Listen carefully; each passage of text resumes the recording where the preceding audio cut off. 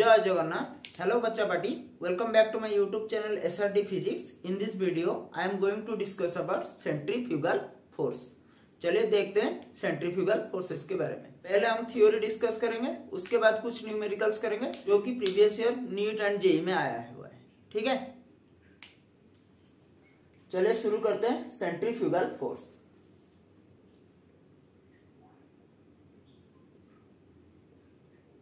Centrifugal force, पहले आपको यह पता होना चाहिए तो सेंट्रीफ्यूगल फोर्स एक स्यूडो फोर्स है, एक स्यूडो फोर्स। तो आपको तो पता होगा सेंट्रीपिटल फोर्सेस के बारे में। जो सेंट्रीफ्यूगल फोर्सेस है वो actually just opposite to centripetal forces है, ऑपोजिट टू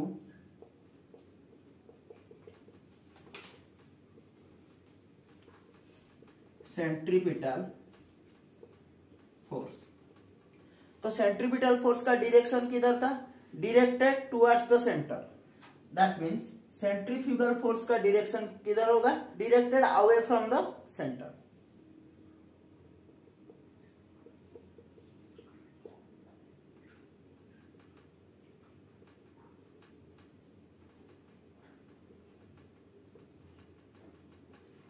ठीक है, तो सेंट्रीफ्यूगल फोर्स किसको बोलते हैं? Centrifugal force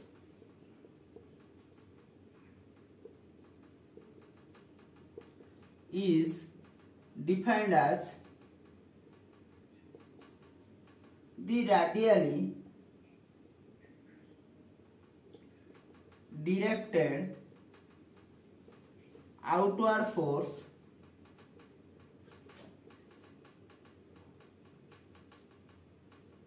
acting on particle in circular motion. ठीक है, मतलब ये क्या है? रेडियली डायरेक्टेड आउटवर्ड फोर्स है। कब लगेगा? जब पार्टिकल सर्कुलर पाथ में मोशन कर रहा होगा। ठीक है, चलिए देखते हैं। सपोज एक पार्टिकल है, उसका मास m है and this mass is tied to a string, tied to a string. तो ये स्ट्रिंग है, तो स्ट्रिंग इधर मास है, तो इधर क्या लगेगा? टेंशन। इधर क्या लगेगा? टेंशन।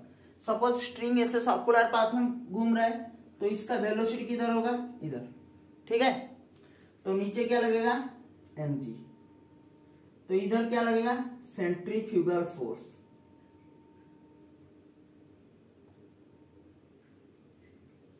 ये सेंट्रीफ्यूगल फोर्स क्या है? ये जो टेंशन है डायरेक्टेड टुवर्ड्स सेंटर, एंड ये जो सेंट्रीफ्यूगल फोर्स है directed outward from the centre. ठीक है, तो ये जो टेंशन है ये एक्चुअली क्या है? Centripetal force. Tension act as centripetal force. ठीक है, आई होप कि इतना तक तो आपको अच्छे से समझ में आ गया होगा।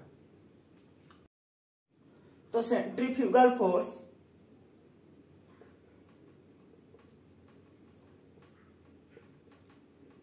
Equal to mass into centrifugal acceleration. ठीक है, तो मास m है, सेंट्रीफ्यूगल एक्सीलरेशन कितना हो जाएगा? v square by R. v square by R, R is your radius. तो ये कितना हो गया? mv square by R. तो आपको पता होगा, आप लोग सर्कुलर मोशन में पढ़े थे, we know that v equal to R omega. तो v क्या है? लीनियर वेलोसिटी, आर रेडियस है, ओमेगा एंगुलर वेलोसिटी। तो ये जो mv स्क्वायर आर के जगह यहां हम v equal to R omega substitute करेंगे। तो centrifugal force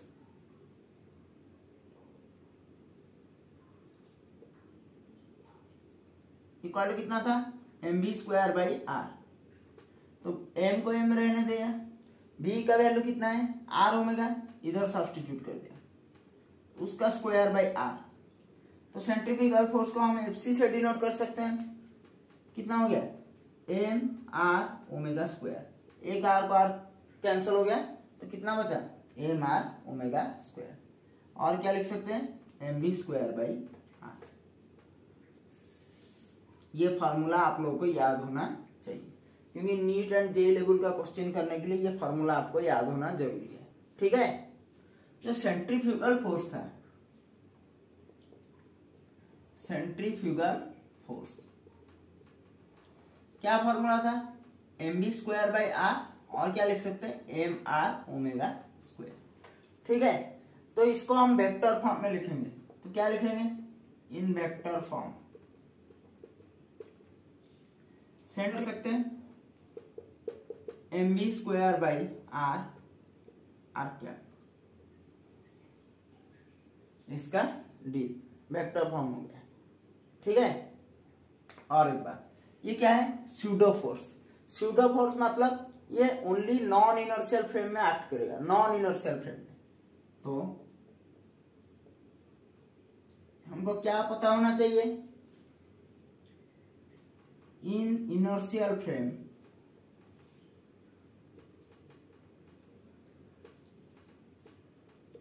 pseudo force, sorry, in inertial frame centrifugal force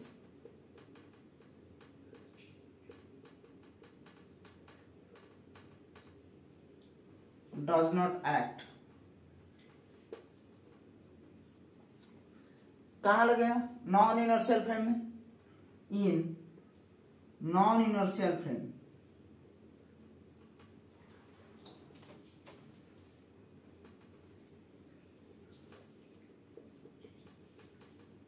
centrifugal force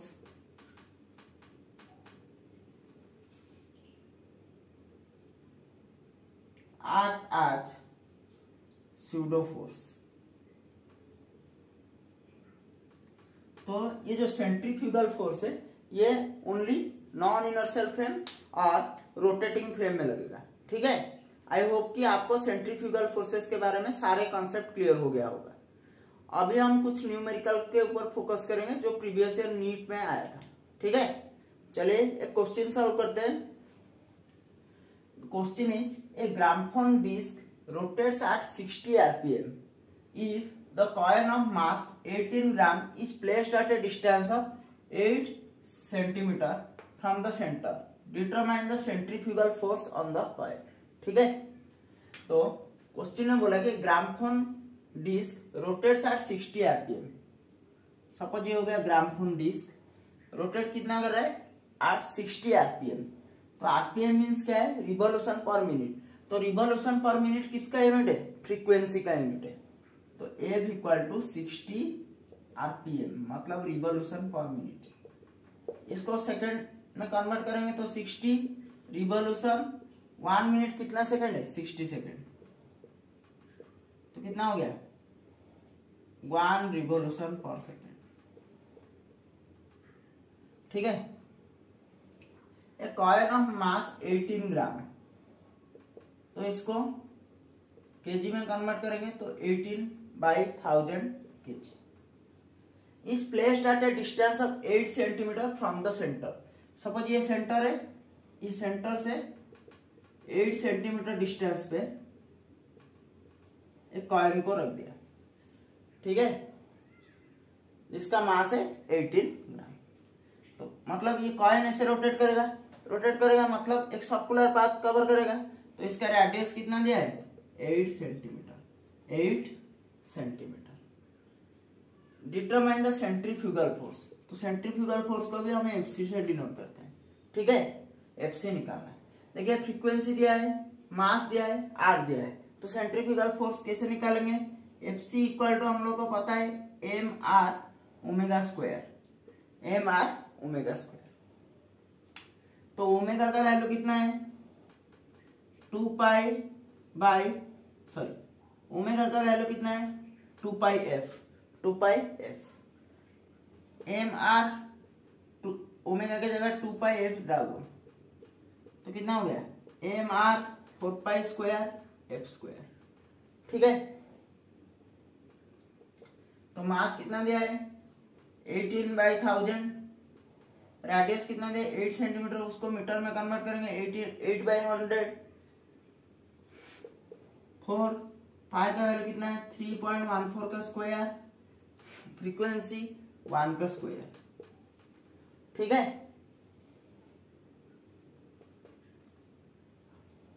तो कितना हो गया कैलकुलेट कर दें 4/10 लिख सकते हैं 2 तो 10⁵ हो गया इंटू 3.14 का स्क्वायर। तो इसको 4 से मल्टीप्लाई करेंगे तो 4 इंटू 4 16, 17, 576 हो गया इंटू 314 इंटू 314 बाय 10⁴ बाय 10⁵। ठीक है, तो इसको कैलकुलेट करेंगे तो कितना आ जाएगा 5679.139। ये कैलकुलेशन आप लोग को करना है। ठीक है, चलिए देखते हैं और एक क्वेश्चन, जो क्वेश्चन AIPMT 2010 में आया था। क्वेश्चन क्या दिया है, ए gramophone record is revolving with an angular velocity omega. A coin is placed at a distance r from the center of the record. The static coefficient of friction is mu. The coin will revolve with the record if option आपके सामने दिया गया है। तो question है बोला है कि ग्रामोफोन रिकॉर्ड है, सपोज इसका ये एक्सिस ऑफ रोटेशन है, ये एंगुलर वेलोसिटी ओमेगा से रोटेट कर रहा है। ठीक है, तो एक कॉइन को हम क्या किए इधर रख दिए, कितना डिस्टेंस में r distance from the centre of record. तो यहां से इसका डिस्टेंस कितना है r। The static coefficient of friction भी दिया है, स्टैटिक कोएफिशिएंट ऑफ फ्रिक्शन कितना दिया है म्यू। ठीक है, मतलब यहाँ फ्रिक्शन लग रहा है। The coin will revolve the record if, coin will revolve with the record if. देखिए, तो सपोज ये ग्रामोफोन रिकॉर्ड भी रोटेट कर रहा है, रोटेट कर रहा है मतलब ये क्या हो जाएगा रोटेटिंग फ्रेम हो जाएगा, मतलब ये नॉन इनर्शियल फ्रेम है। तो इधर क्या लगेगा सेंट्रीफ्यूगल फोर्स, सेंट्रीफ्यूगल फोर्स लगेगा तो ऑब्जर्वर को फ्रेम के अंदर जाना पड़ेगा। ठीक है, तो ये सेंट्रीफ्यूगल फोर्स लगेगा, तो सेंट्रीफ्यूगल फोर्स किधर लगेगा mr ओमेगा स्क्वायर। ठीक है, क्योंकि ये रेडियस r है। तो फ्रिक्शन किधर लगेगा इधर फ्रिक्शन लगेगा, तो ये क्या करेगा, तो ये ग्रामोफोन रिकॉर्ड के साथ ये कॉइन भी घूम सकता है। सिर्फ सेंट्रीफ्यूगल फोर्स लगेगा तो ये क्या करेगा, ग्रामोफोन रिकॉर्ड क्या करेगा, कॉइन को बाहर फेंक देगा, कॉइन को बाहर फेंक देगा ऐसे। ठीक है, तो सेंट्रीफ्यूगल फोर्स आउटवर्ड लग रहा है, फ्रिक्शन इनवर्ड लग रहा है। ठीक है, तो क्या लिख सकते हैं हम,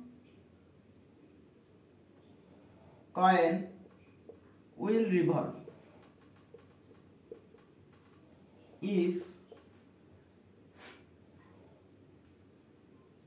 f limiting greater than equal to mr omega square, mr omega square. तो f लिमिटिंग का फॉर्मूला कितना हो जाएगा mu into n greater than equal to mr omega square. देखिए ये कॉइन सरफेस के ऊपर है, तो सरफेस इसके ऊपर क्या लगेगा नॉर्मल, नीचे क्या लगेगा mg, नीचे क्या लगेगा mg। ठीक है, तो n इक्वल टू कितना हो गया mg, तो n इक्वल टू कितना हो गया mg, तो mu mg greater than equal to mr omega square. तो mm कैंसिल हो जाएगा, mu g greater than equal to r omega square. तो ऑप्शन देखिए हमको r पूछा है, तो mu g by omega square greater than equal to r, हम क्या लिख सकते हैं r less than equal to mu g by omega square, mu g by omega square. So option C is your correct answer. I hope कि ये आपको अच्छे से समझ में आ गया होगा। चलिए देखते हैं और एक क्वेश्चन। क्वेश्चन क्या दिया है, the string will break if the tension is more than 25 newton. What is the maximum speed with which the ball can be moved? Question ने बोला कि टेंशन अगर 25 न्यूटन से ज्यादा हो जाएगा तो ये स्ट्रिंग ब्रेक कर जाएगा। ठीक है। What is the maximum speed with which the ball can be move. तो कौन सा कितना मैक्सिमम स्पीड में ये बॉल मूव करेगा। तो मास दे दिया है 0.25 kg एंड एल दिया है 1.96 मीटर। ठीक है। तो अगर कोई भी पार्टिकल उसका मास m है, ये स्ट्रिंग के साथ टायर्ड है एंड ये सर्कुलर पाथ में मोशन कर रहा है, तो क्या लगेगा, सेंट्रीफ्यूगल फोर्स लगेगा। तो आउटवर्ड क्या लगेगा, सेंट्रीफ्यूगल फोर्स। मैं और एक फिगर बना के आपको अच्छे से समझाता हूं। ठीक है। ये मास है में लेंथ है। ठीक है। तो कोई भी पार्टिकल ऐसे सर्कुलर पाथ में मोशन कर रहा है तो स्ट्रिंग के साथ टायर्ड है, तो अंदर क्या लगेगा, tension. Tension is acting directed towards the centre. तो आउटवर्ड फोर्स क्या लगेगा, सेंट्रीफ्यूगल फोर्स mv² बाई ये r होना चाहिए, तो r के जगह यहाँ क्या है l, तो mv² बाई l। ठीक है। अगर टेंशन 25 न्यूटन से ज्यादा होगा तो ये स्ट्रिंग क्या हो जाएगा, ब्रेक कर जाएगा। ठीक है। तो मतलब ये मूव कर रहा है, मतलब T इक्वल टू हम क्या लिख सकते हैं, mv² बाई l। मतलब T को कौन सा फोर्स बैलेंस कर रहा है, centrifugal force mv² by l balance कर रहा है। ठीक है। तो क्या पूछा है, मैक्सिमम स्पीड, तो v² कितना हो जाएगा, TL बाई m। तो v कितना हो जाएगा, TL बाई m का रूट ओवर। तो सबका वैल्यू दिया गया है। टेंशन कितना दिया है 25, लेंथ कितना दिया है 1.96, मास कितना दिया है 0.25। कितना लिख सकते हैं इसको, 25 इंटू 196 बाई 100 इंटू ये 0.25 कितना हो जाएगा 25 बाई 100। तो ये 100 ऊपर चला गया, 100 कैंसिल हो गया, 25 कैंसिल हो गया, तो 196 का रूट ओवर। तो b का वैल्यू कितना हो गया 196 का root over, that means 14 metre पर second. This is your answer. So option a is your correct answer. I hope कि ये वाला भी क्वेश्चन आपको अच्छे से समझ में आ गया होगा। ठीक है। तो फिर नेक्स्ट वीडियो में मिलते हैं एक नया कॉन्सेप्ट के साथ। Thank you. जय जगन्नाथ।